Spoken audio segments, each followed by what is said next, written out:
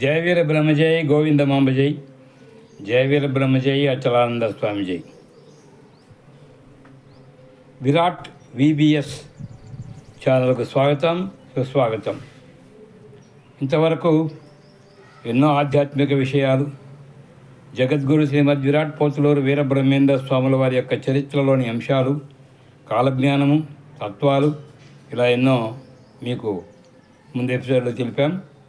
అలాగే ఈ మధ్య కాలంలోనే చాలా ఉద్ధృతమైనటువంటి వార్తలతో సోషల్ మీడియా అయితేనేమి, ప్రింట్ మీడియా అయితేమి, ఎలక్ట్రానిక్ మీడియా అయితేమి బర్నింగ్ ప్రాబ్లంగా ఉన్నటువంటి సమస్యను అన్ని ఛానళ్ళు కూడా ప్రసారం చేశాయి. మేము కూడా కొన్ని ఎపిసోడ్లు మీకు అందించాం.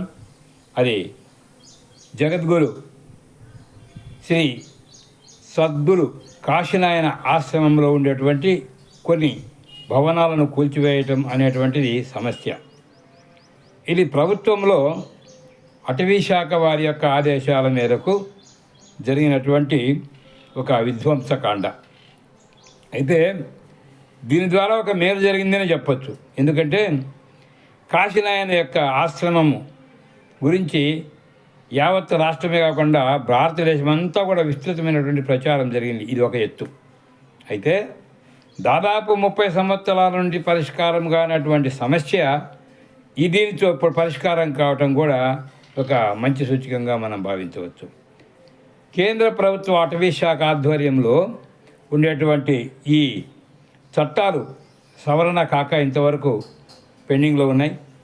ఇప్పుడు బీజేపీ పెద్దలైతేనేమి, సంఘ పెద్దలైతేనేమి, శ్రీ విరజానంద స్వామి యొక్క పర్యవేక్షణలో వారు చొరవ తీసుకోవడంతో అయితేనేమి, కేంద్ర అటవీ శాఖ మంత్రి గారు ఒప్పుకొని దీనికి కొంత భూమిని కేటాయించడానికి కూడా ఏర్పాటు చేశారు. మరి బస్సులు నడుస్తున్నాయి. అంతేకాకుండా ఇప్పుడు కాశీనాయన అనగానే మన రాయలసీమలోనే కాక మొత్తం రాష్ట్రం అంతటా కూడా దాదాపు 100-150 పైగా కాశీనాయన పేరుతో ఆశ్రమాలు నడపబడుతున్నాయి. కేవలం అన్నదానం కోసం మాత్రమే. అన్ని చోట్ల భవనాలు కట్టాలను, కాశీనాయన దేవాలయాలు కట్టాలను, లేకపోతే ఇంకొక లేదు, కానీ కేవలం ఆయన పేరుతో అన్నదానం మాత్రం చేయటము పరిపాటిగా జరుగుతుంది. అయితే జ్యోతిలో మాత్రమే ఎందుకు ఇంత విస్తృతిగా ఇది భవనాలు కానీ స్వామివారి మందిరం కానీ కడుతున్నారంటే అది మూలక్షేత్రం, కాశీనాయన గారు సమాధి చెందినటువంటి ప్రదేశం కాబట్టి దానికంత ప్రాముఖ్యత. కాబట్టి స్వామివారు జీవించి ఉన్న కాలంలో ఈ నరసింహ క్షేత్రాన్ని అభివృద్ధి పరిచేటువంటి దిశలో జరిగిన తర్వాత ఆయన అన్నపూర్ణాదేవి ఆలయాన్ని కూడా అక్కడ కట్టించటము, ఆ ధ్వజస్తంభం రోజే ఆయన తనువు చాలించటము కూడా జరిగింది. ఆయన జీవించి ఉన్న కాలంలో అక్కడ నంద్యాల తాలూకాలోని ఓంకారం ఒకటి, బనగానపల్లి దగ్గర సీతారాంపురం అని ఆయన గణపతి స్వామి అదొకటి, లింగాల కొండ లింగమయ్య కొండ అంటారు, లింగమయ్య కొండ మీద ఒకటి, అలాగే లింగాల దొన రాములమ్మ ఆశ్రమం అదొకటి, సిద్ధేశ్వరం ఒకటి. ఈ 5 కూడా గుండెతో సమానమైనటువంటి ఆశ్రమాలు. ఇక్కడ స్వామివారు వారి యొక్క ముఖ్యమైనటువంటి శిష్యురాళ్ళను ఒక్కొక్కరికి ఒక్కొక్క బాధ్యత అప్పచెప్పి అక్కడ ఉండి ఆ కార్యక్రమాలు చూడమన్నారు. సిద్ధేశ్వరం చాలా ప్రసిద్ధి చెందింది. భక్తులు ఎవరైనా కూడా మనము ఒక 10-15 సంవత్సరాల కిందట విచారిస్తే పెళ్లి భోజనంతో సమానంగా ఉంటుందండి అక్కడ, అద్భుతంగా భోజనం అంటారు. అలాగే కాశీనాయన దగ్గర కూడా అద్భుతమైన భోజనాలు జరిగాయి. దాంతోపాటు పొలతల క్షేత్రంలో అన్నదానం జరుగుతుంది. కాజీపేట దగ్గర మల్లేశ్వర స్వామి దగ్గర కూడా అన్నదానం జరుగుతుంది. మరి సిద్ధేశ్వరంలో అన్నదానం జరుగుతుంది, లింగాలదంలో అన్నదానం జరుగుతుంది, లింగమయ్య కొండలో అన్నదానం జరుగుతుంది. ఈ అన్నదానంతో పాటు ఇక్కడ చారిత్రకమైనటువంటి ప్రదేశాలుగా స్వామి కాశీనాయన గారు సంచరించినటువంటి ప్రదేశాలుగా చెప్పబడుతూ అక్కడ శిష్య ప్రశిష్యులు అనేకమైనటువంటి అభివృద్ధి కార్యక్రమాలు కూడా చేపడుతున్నారు. కేవలం కాశీనాయన ఆశ్రమమే కాకుండా ఇవన్నీ కూడా ప్రముఖంగా దర్శించవలసినటువంటి క్షేత్రాలు.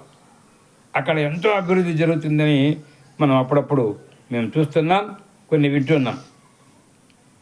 అక్కడ బనగానపల్లి దగ్గర సీతారాంపురంలో అయితే వెంకటేశ్వర స్వామి వారి యొక్క దేవాలయం 7 ద్వారాలతో అద్భుతంగా కట్టారని చెప్పిన అక్కడ గణపతి స్వామిని ఒక ఆయన ఉంటారు. వారి ద్వారా ఓ రామ ఎన్నో రకాలైనటువంటి అభివృద్ధి కార్యక్రమాలు జరుగుతున్నాయంట. ఆ చుట్టుపక్కల ప్రాంతంలో ఉండేటువంటి సుగాలి తాండాలందరికీ కూడా శాశ్వత భవనాలు కూడా కట్టించారట స్వామివారి పేరు మీద. అంతేకాకుండా ఒక్కొక్క కుటుంబానికి 20 నుంచి 50 వరకు ఆవులను ఇచ్చి వాటిని పోషించే బాధ్యత అప్పచెప్పి వాటి ద్వారా కూడా వారికి జీవన ప్రమాణము, జీవన బతుకుదెరువు ఏర్పాటు చేశారని చెప్పి నేను చెప్తున్నారు. అది కూడా చాలా అద్భుతంగా ఉంటుందంట. కాబట్టి ఒకసారి అక్కడికి వెళ్ళి కూడా ఈ భక్తులు దర్శించండి. అలాగే సిద్ధేశ్వరం, ఇది కూడా అటవీ ప్రాంతంలో ఉండేటువంటి ఒక క్షేత్రమే, అద్భుతమైనటువంటి భోజనశాల అది. అక్కడంతా వరిబండే ప్రాంతము, రైతులందరూ చాలా ధనవంతులు. అందరూ కూడా ప్రతి ఒక్కరు స్వచ్ఛందంగా వారికి పండినటువంటి వరి ధాన్యాన్ని అక్కడికి తరలించి ఇస్తుంటారు. ఎక్కడికి వాళ్ళు ఎవరు వెళ్ళాల్సిన అవసరం లేదు, ఎవరిని యాచించాల్సిన అవసరం లేదు. ఏ డోనర్లు కూడా ఇంత మాకు డబ్బులు ఇవ్వండి అని అడిగే ప్రసక్తి అక్కడ లేదు. తినటం వెళ్ళటమే ఆ చుట్టుపక్కల ఉండేటువంటి రైతులు ఇచ్చేటువంటి ధాన్యమే దానికి పరిపుష్టిగా జరుగుతుంది. అలాగే జ్యోతి క్షేత్రంలో కూడా డబ్బులు ఇచ్చినా ఇవ్వకపోయినా అక్కడేమి ఎవరు పట్టించుకోరు, దాన్ని పాటించుకోరు, భోంచేసి వెళ్ళడమే. ఇక్కడ ప్రాంతం అంతా కూడా రైతులు కూరగాయలు ధాన్యము ఇస్తుంటారు. అలాగే ఇంకా సిద్ధేశ్వరంలో కూడా అద్భుతమైనటువంటి భోజనం.